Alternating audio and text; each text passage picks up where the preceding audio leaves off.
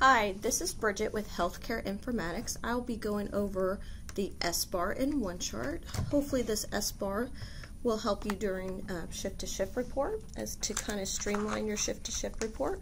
And not only that, but to help you and be a useful tool throughout your day. So we're going to customize our Sbar. It's a little busy when you open up. If you notice, all my components are expanded. There's a lot going on, and I don't know if every nurse has scrolled through it to really see exactly what the Sbar has to offer. So I'm going to show you how to set it up a little bit better. There's an icon in the top right, 3 lines with a drop down. I'm going to select that. I'm going to choose to check my drag and drop, turn that on, and then I'm going to hit expand all, collapse all. That way I can see the headers, and then we can drag and drop and move them around. So to drag and drop, we're going to select Consolidated Problems first. I'm going to click once. I'm going to drag that up. If you notice, I get a white box. Then I can drop my header there. I'm going to move Patient Background over here. I'm going to move Psychosocial over here. So last thing to say about dragging and dropping is you have to wait till you get that box before you can drop it. Right now I don't have that box. I'm going to go up a little bit and then now I can drop it. Okay, so hopefully everybody has their Sbar in kind of this order. The second thing about customizing to show you is that same little 3 lines in the drop down. In each component I can select it. There's a color theme. I don't click anything, but I slide my cursor on color theme. Then I can choose the color that I want. The second thing to point out is there's this default expanded. When that's checked, your component will be large, versus if you'd like to uncheck it, then your component will be collapsed. And you can do that on each component. We're going to change the top 3 to orange, and then you would have to go to each one to uncheck it if you'd like it collapsed every time you open your chart. So let me do this real quick. That's it for customizing. Next, we'll kind of go into each component and what they have to offer. If I open this Consolidated Problems with the circle, that's how you expand, collapse. So we'll go into this one and just some explanation on what you're looking at and how this would help your day. So this visit, this is coming from our physicians. These are diagnoses for the reason for visit, only entered by a physician. They do get updated throughout their stay, so it's generally accurate. The second section is active. This is intended to be the patient's past medical history or that problem list that follows that patient from encounter to encounter. Another little tip and trick, if we hit this header of Consolidated Problems, you notice a black line appears. That's a clue that you can click it and go to someplace else. Another little tip here is this little home guy. Takes you right back to your Sbar where we left off, and we'll continue. Patient Background. This component is bringing in already placed orders on your patient.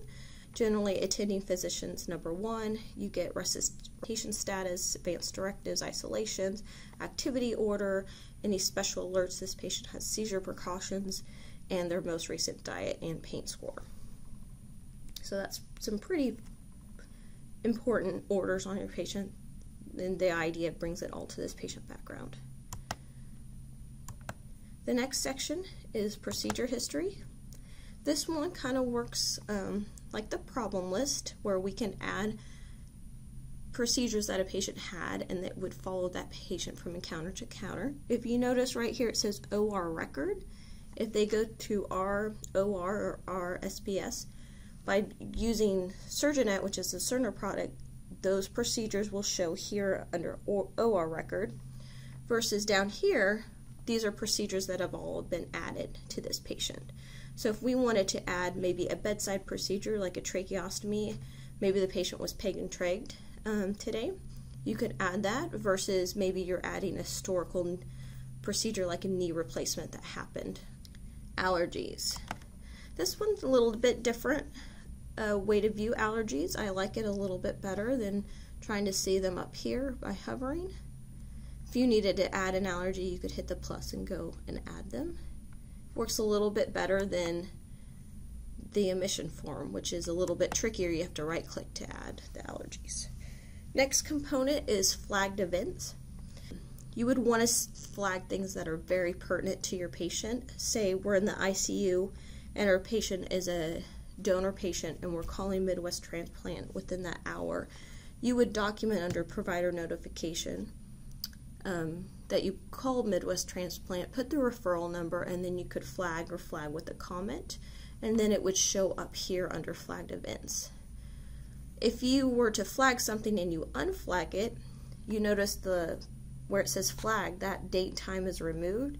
So you can unflag something, but it does not come off this flagged events. So just try to only flag things that are pertinent to that patient that would get lost in our flow sheet documentation, to really bring it out for everybody to see. So keep that in mind, that you don't want to flag just everything.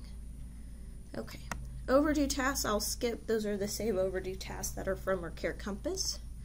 Patient safety. Now before I go into patient safety, I want to jump to my flow sheet doc real quick. I'll take you to activities of daily living, scrolling down all the way to the bottom. This safety ADLs, everything in this section flows to that safety section that we see on the Sbar. So if we see, there's my privacy password that I documented.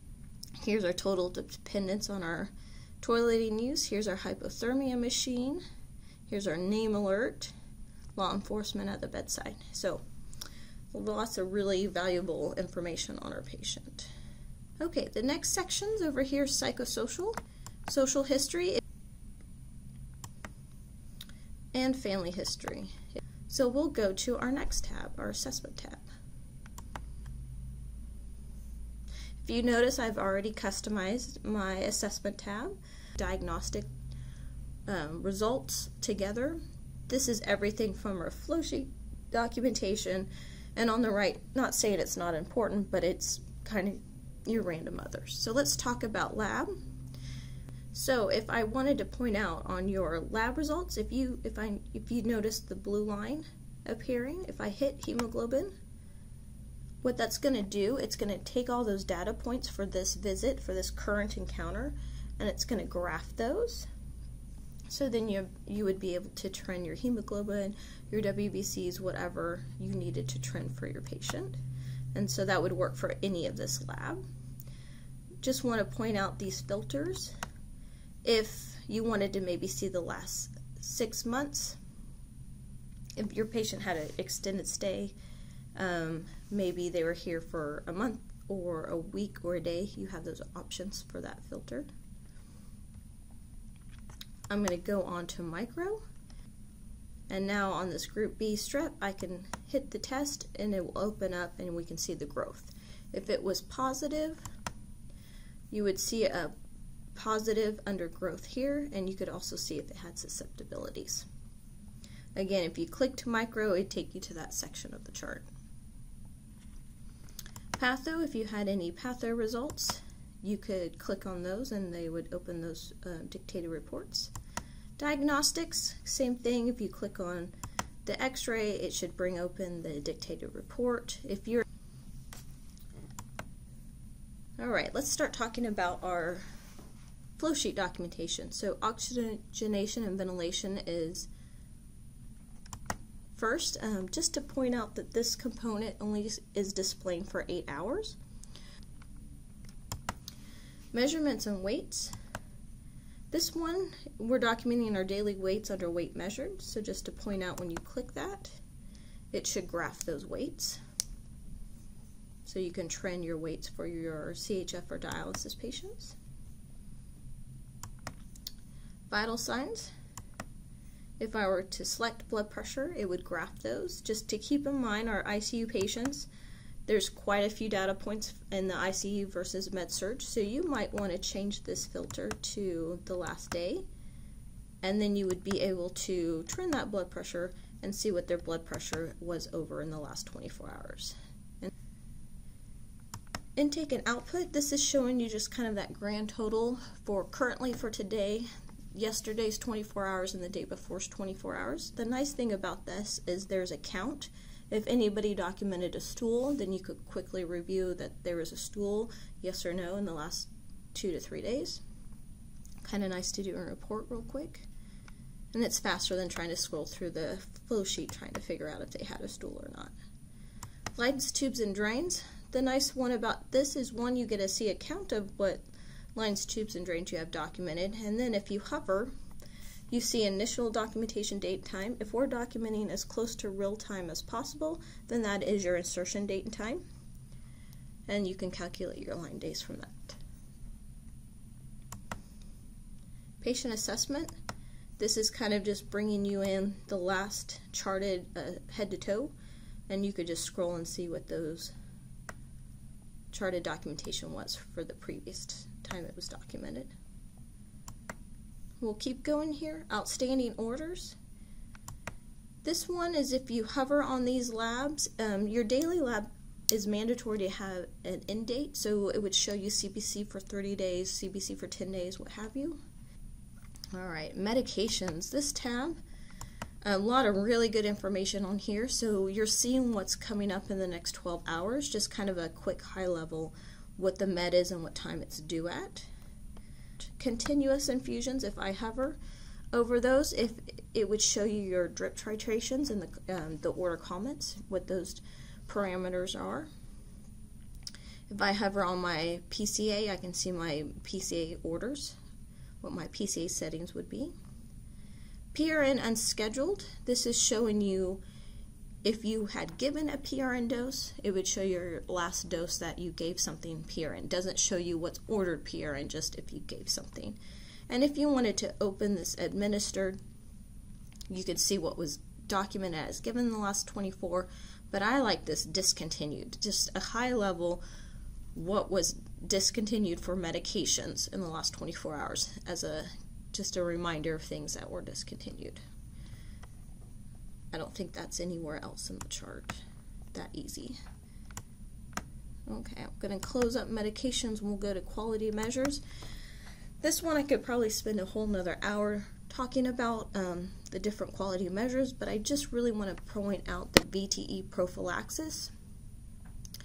If your patient is at risk, we should always have something ordered. It would know if Lovenox, heparin, or SCDs are ordered. Then you'd also want to know that it was administered.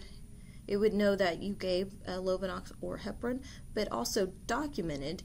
That means your SCDs were documented as on. So we want to make sure that our SCDs are documented or our medications are given. This Documents tab, it's a little different from your documents on your menu. It's purposely filtered out to just nursing progress notes, H&P, and consult notes. So you could quickly come here, find your H&P, and open that up. The other nice thing, it also shows if your consults have come by and they've done a note, then you can see a consult note. And a lot of our real patients have the service, the nephrology consult note or cardiology consult note in the subject line. So you can quickly see your consult notes there. The last tab is recommendation. This plan of care one only shows you high level, just the names of the nursing care plans that are active on your patient and the physician power plans. So if you wanted to see they had the alcohol withdrawal protocol or maybe restraints ordered, you could see just the name of those plans of care here. This medication tab is similar from the previous tab, but it doesn't give you the options for administered or discontinued. So I generally use the one from the other tab. And your patient family education, this gets very busy with everything from the flow sheet. If you notice, the EDs are everything from your flow sheet. So I would recommend going to this patient education tab to review what education was actually given to your patient. And just a quick reminder, as before you do report, we should complete that 12 and 24-hour chart check still. That concludes our Sbar training. I hope this was helpful for you. If you have any questions, you can always email any one of your nursing informaticists. We'll be glad to help with any follow-up questions. Thank you so much for your time.